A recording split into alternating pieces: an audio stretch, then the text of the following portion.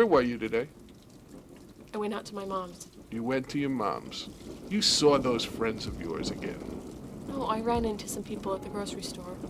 I told you never to see them again. I'm sorry, it was just a minute and I left. You never listen to me! I'm sorry, I wasn't meaning to. You're so stupid you can't even lie right!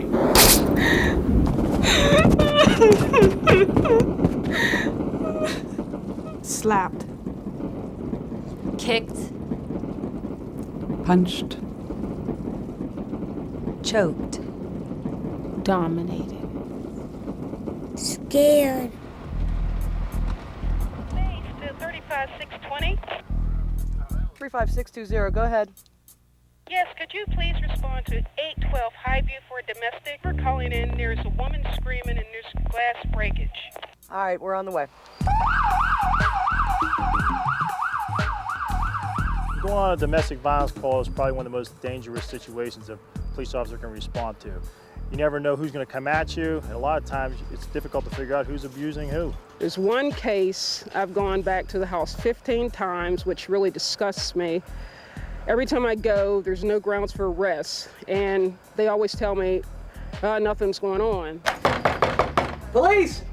It used to be when you went to a domestic call that if there was no probable cause, no sign of injury, no house in disarray, we would just leave. But now we've got a domestic violence book. We go back to the station, we make an entry in the log book, and we make a follow-up from there. You may see these people again. You may go back on a repeat call, and that's what we're trying to stop. Traditionally, the response by the criminal justice system has been reactive, responding after there's been an incident, after somebody's been hurt, after somebody possibly has been killed. What we're trying to do is we're trying to be proactive. We're trying to reach these people sooner before it gets to a point where someone is seriously hurt. The importance of the roll call is to nudge the police officers. We stress to them over and over again, if they take the time to write in the book, we're going to take the time to follow up. And we do that. We back it up. We make contact. Hello, this is the Women's Center. May I help you? The ultimate goal of zone-based advocacy is to save lives. This is achieved through a three-way partnership with the police, who make the referrals, the DA's office, who provides legal options, and the advocates from Women's Center and Shelter, who link the agencies together, provide support, counseling, and safety planning for the victims and their families. Almost 4 million women every year, just in America, are victims of domestic violence, victims of spousal assault at the hands of their intimate partner. And that's regardless of their race, their ethnicity, their age, their socioeconomic status, or their sexual preference. But working together, working with the police, working with the district attorney's office, we can make a difference to lessen victims' need for shelter, to increase their safety, and hopefully to avoid violence in the future. He couldn't control his temper. He was under a lot of stress. He was high or drunk all the time. I made him mad. He didn't know what he was doing. He promised me it wouldn't happen again. These are all excuses. He does this because it works. He does this in order to set up and maintain power and control in the intimate partner relationship with his wife or girlfriend. He would never, ever think of doing this with his boss. If he has a bad time with his boss, there's no way he would think of assaulting him, because there's a consequence for that behavior. He would be fired. However, he takes whatever went on throughout the day back into the home and chooses to reestablish power and control over his intimate partner, and he does it with violence because it works. The first time in an abusive relationship, the first hit that comes, it's I'm sorry, I didn't mean to do that.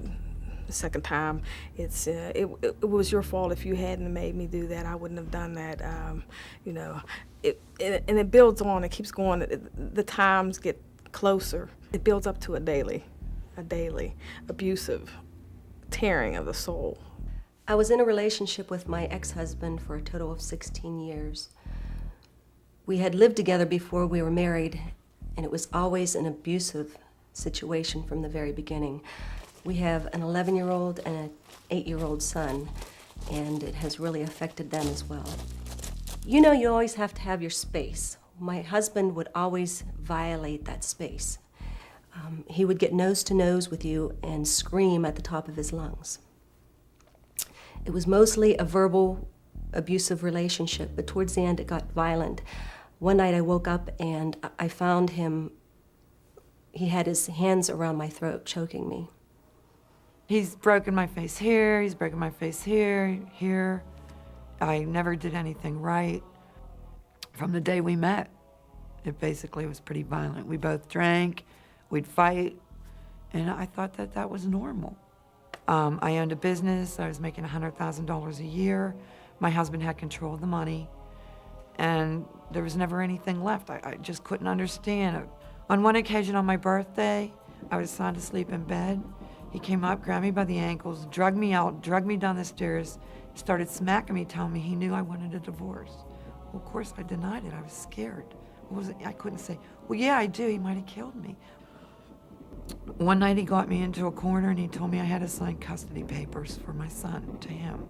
And I said, well, I didn't know. I wasn't real thrilled about signing them. And he just kept smacking my head off the table going, it's for your child. It's for your child. It's for your child. So I guess it was for my child. After I got out of the hospital, I was scared to death. I knew he was going to kill me. I called the police and I never went back. I received a phone call from an officer who responded to a domestic. They were very concerned about this victim.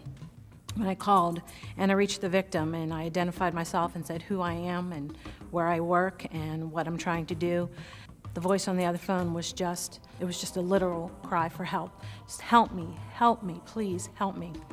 And we took time and on the phone and I talked to her about, first and foremost, our shelter, that we do provide shelter. I also talked to her about our counseling services. We also have services to assist the children. The children are often the silent victims in this whole scenario of domestic violence. And I also talked to her about meeting with the assistant district attorney. First time she came to our office, she just cried and cried and cried. It was difficult for her to get her story out. We had so many legal issues to discuss with her. We had to talk about filing charges against the defendant, her divorce, custody issues. Support, she had to be able to support herself while the charges were being filed. And of course, like all victims, we had to discuss protection from abuse orders because safety was always our first concern anytime charges were being filed against someone. Her husband appeared like a pillar of the community, dressed very nicely. He had these prominent attorneys there to represent him, and she didn't. She had whatever clothes that she had on her that she was able to get that day. And I sat back in the courtroom and she would turn around and look at me, I can't do this, I can't do this. And I would say, yes you can, stay focused, take a deep breath, you can do this. And she would turn around and she would do it. She would stand there and she would represent herself. It's amazing, the women don't always win. And if you listen to the news, I believe that most of these women are killed before they ever get through the court process because it's so long. Unfortunately for me, I found the woman center and I found a way out. I found the only way out. Last year, we had in excess of 1,000 prosecutions in this courthouse, which were handled by the domestic violence section of the office. That 1,000 cases doesn't nearly identify the numbers of cases where people are hurt or killed because of domestic violence. And the special thing, the special link we have with the police community and the prosecutors in this office is the Women's Center and Shelter. We are able to go out and save people's lives. We are able to go out and keep people from being involved in the criminal justice processes. It's a special relationship, it's a unique relationship, and we're very proud of the work that the Women's Center and Shelter does. The Women's Center helped me and my children escape the nightmare that I was in. I'm rebuilding. I have saving towards a new home. I'm going to school for my bachelor's in nursing and just raising my children. Today, I make my own decisions. They're not always the right decisions, but that's okay because I'm okay. My life is changing so much. I see so many different possibilities now where all the roads were closed before. It just seems like there's so many different directions that I can go into. I'm a musician now, and I never thought I could be one because I was so shy. And now I get on the stage, and I love performing, and I just felt like a flower that was so closed, and now it's opening up and blossoming. I won't be slapped. Keep your hands off of me. I'm no punching bag. I'm strong now, can't you see? I won't be a victim. Take any abuse. Wife, a mother, a sister, a daughter, I'm free to do what I choose, so don't even think about threatening me.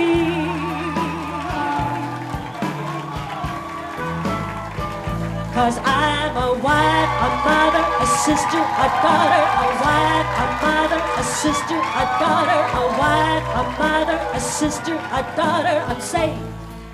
And now I'm free. Oh yeah. I'm free. I'm free. I'm free. I'm free. I'm free.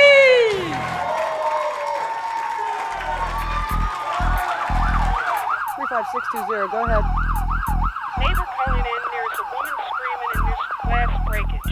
All right, we're on the way.